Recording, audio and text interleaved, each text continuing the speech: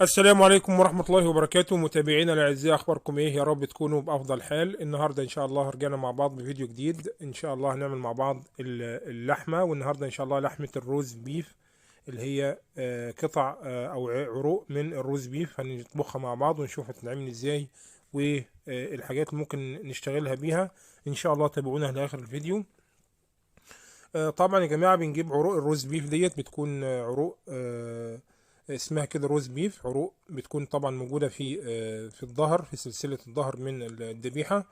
بنجيبها طبعا وبنغسلها بمية ونحطها في مية. طبعا هنسلقها النهاردة، نحطها على طول في مية بتغلي. ننزل بيها زي ما هي كده، عروق زي ما هي سليمة بننزل بيها في مية بتغلي. بنحط عليها البوكيه جرنيه اللي هو الفلفل أخضر، وبصل متقطع، وطماطم متقطعة جوانح، وبنحط البهارات فلفل أسمر وكمون وورق لورا وحبهان وكزبرة ناشفة. بنظبط الليلة ديت بعد ما بتستوي بنطلعها زي ما حضراتكم شايفين كده على طول. طبعا كان معايا فيديو طبعا اللي هو أول ما جت وكنت بغسلها كده، بس الفيديو للأسف اتحذف مني. فسهلة جدا. بنجيب الروز بيف أو القطع ديت ونحطها في مية بتغلي، وبنحطها البوكيه جرنيه زي ما قلنا والبهارات بتاعتها، وأول ما تستوي على طول نبدأ نطلعها. ادي العروق اهي يا جماعة زي ما هي بتطلع ماسكة بعضها متماسكة، تستوي كويس. وفي الاخر طبعا بنضيف لها الملح بعد ما تستوي خالص. الملح يا جماعة في اي لحوم بيتحط في الاخر خالص، عشان طبعا الملح بيأخر السوى لو اتحط في الاول. فبعد ما بتستوي خالص وخلاص هنطفي عليها نبدأ نضيف الملح. طبعا يا جماعة النهاردة معايا عروق الروز بيف ديت. طبعا ديت للأمانة، طبعا عشان أنا أحب أقول كل حاجة، ديت لحوم أو عروق هندي، مش برازيلي. احنا طبخنا اللحم البرازيلي، طبخنا اللحمة البلدي. إن شاء الله النهاردة لحمة هندي. بس طبعا أفضل لحمة في اللحمة الهندي اللي هي الروز بيف ديت، بتكون عروق على بعض كده جميلة كده. بنجيبها ونسيبها تبرد شوية وعلى طول نشكلها في التقطيع. طبعا بعد ما تبرد بنقطعها وبتطلع طبعا زي ما حضراتكم هتشوف دلوقتي طرنشات كده مع بعض او قطع متساويه كده مع بعض. بعد ما تبرد طبعا انا كنت بقطع الروز بيف دي وهي سخنه جدا، عشان طبعا كان وقت داخل عليا وكان عندي غدا. فطبعا كنت احط ايدي على العرق اللي انا بقطعه، فكان سخن جدا. فطبعا هو لو كان برد احسن من كده كان هيطلع طبعا تقطيع تكون احسن من كده كمان، بس الحمد لله التقطيع طالعه مظبوطه طبعا ومتماسكه. وشكل اللحمه طبعا زي ما حضراتكم شايفين شكلها جميله اهيت. بتتقطع طبعا يا جماعه، اللي عايز يقطع اللحمه اي لحوم تتقطع بتكون تقطيع عكس النسيله. يعني النسيله لو بالعرض احنا بنقطع بالطول، النسيله بالطول بنقطع بالعرض، عشان طبعا التقطيع عكس النسيله بيطلع لنا قطعه متماسكه. اما لو مشينا مع النسيله طبعا اللحمه بتتهري مننا، فما نعرفش نطلعها بالشكل اللي حضراتكم شايفينه ده.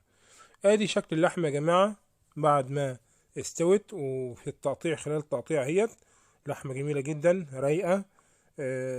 وطبعا للامانه قلنا ديت لحمه هندي، عروق هندي يا جماعه.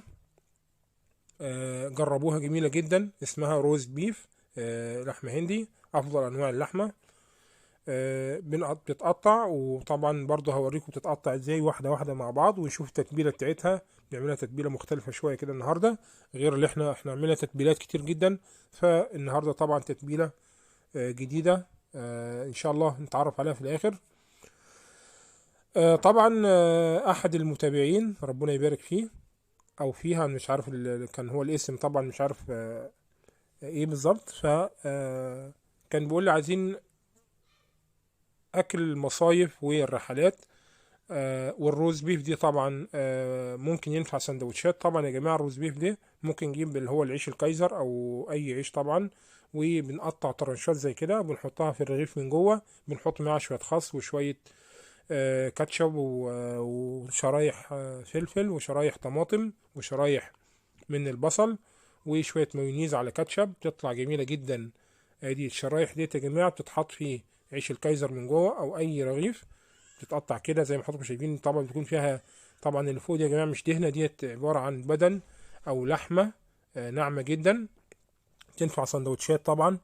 بتنفع ان هي تتسلق او تتحمر في الفرن، وزي ما هتشوفها دلوقتي تنفع طبعا تنحط على الشوايه على النار. طبعا التتبيلات بتاعتها مختلفه. النهارده اعمل لكم تتبيله سريعه كده ان شاء الله، وهعمل لكم بعد كده بالروز بيف ديت في تتبيلات تانية بصوص، طبعا صوص ابيض. هنشوف مع بعض التتبيله النهارده. بعد ما قطعنا اللحمه وفردناها في صاج كده، نبدا الاول نملحها. بنجيب شويه ملح كده ونبدا نبدرها عليها من فوق كده. طبعا هي اللحمه واخده ملحتها، بس كانت ملحه طبعا بسيطه. فاحنا طبعا اللحمه لما تكون طلعت، لا اللحمه لما تكون ملحتها طالعه شويه بتدي طعمها احسن ما تكون دلعه. نبدا نرشها بشويه ملح من فوق كده، ورشه سنه فلفل اسمر اهوت، سنه فلفل اسمر عليها من فوق كده قبل ما تخش الفرن، وسنه كمون فقط. يبقى دي اللي بنرشه على اللحمه. شويه ملح نرشه عليها قبل ما نحط الخلطه، شويه فلفل اسمر وشويه كمون رشه صغيره كده من فوق. بعد كده بنحضر لها صوص كده. الصوص عباره عن بنجيب بصل على النار، بندبلها تتبل على النار، تدبل على النار، وبننزل عليها بالطماطم لغايه لما تتسبك اهيت، ونحط لها البهارات بتاعتها، ونبدا طبعا نرش على اللحمه من فوق كده. وطبعا بنحط التتبيله دي بزياده. يعني دلوقتي حضراتكم هتشوفوا هنحط الصلصه ديت او الصوص ده هنحطه بزياده شويه، عشان طبعا هنغلفها بورق فويل وهندخلها الفرن. بتاخد بقى من طعم التتبيله ديت، بتطلع روعه وبتطلع جوسي جوسي جميله جدا. طعمها جميل جدا. جربوها بالطريقه ديت ان شاء الله تعجبكم. حاجه طبعا جديده ان شاء الله. احنا كل فيديو ان شاء الله بنعمله بنحاول ان احنا بيكون الفيديو مختلف. يعني احنا عملنا اللحوم كتير، بس طبعا دي اول مره حضراتكم الفيديو ده او التتبيله ديت نعملها. واول مره نعمل اللحمه الهندي اللي هي العروق الروز بيف. قلنا بتتعمل ازاي وبتتقطع ازاي وبتنفع لايه. بتنفع للسندوتشات، تنفع للمشاوي، تنفع للتحمير زي ما حضراتكم شايفين. بنقطعها ونفردها في صاج ونتبلها بفلفل اسمر وملح وكمون، وبعد كده بنحط عليها الخلطه الجميله ديت. الخلطه ديت اللي قلناها بتتعمل ازاي. وبعد كده على طول بعد ما نفرد عليها الخلطه ديت ونحطها بزياده شويه عشان دي لسه هتخش الفرن. شايفين كميه الصوص موجوده قد ايه. على طول طبعا بنغطيها بورق فويل وندخلها النار من تحت ونار من الجوانب. طبعا بتكون على نار متوسطة، وتدنها في الفرن او تفضل في الفرن حوالي عن تقريبا نص ساعة لساعة الا ربع كده. بتدنا طبعا بتفضل لغاية لما الصوص ده كله هي بتتشربه. اللحمة بتطلع جوسي، بتطلع طعمها جميل زي ما حضراتكم هتشوفوا اهوت. اللحمة طالعة هي جميلة جدا متحمرة، وادي مفيش اي صوص اللي هو اللي كان كتير دي هي شربته. لحمة جميلة جدا زي ما قلنا. تنفع سندوتشات، تنفع وجبات، تنفع كل حاجة. طبعا احنا ماشيين في موضوع الوجبات دي. الوجبة اللي هي بتكون فيها رز وتكون فيها بطاطس. عملنا حلقة بطاطس، عملنا النهاردة حلقة اللحمة، وان شاء الله هنعمل الرز بالزبدة، وهنعمل الكايزر، وهنعمل ان شاء الله كل حاجة مع بعض. يا ريت يا جماعه اللي شاف الفيديو او عجبه الفيديو لايك وشير واشتراك القناه.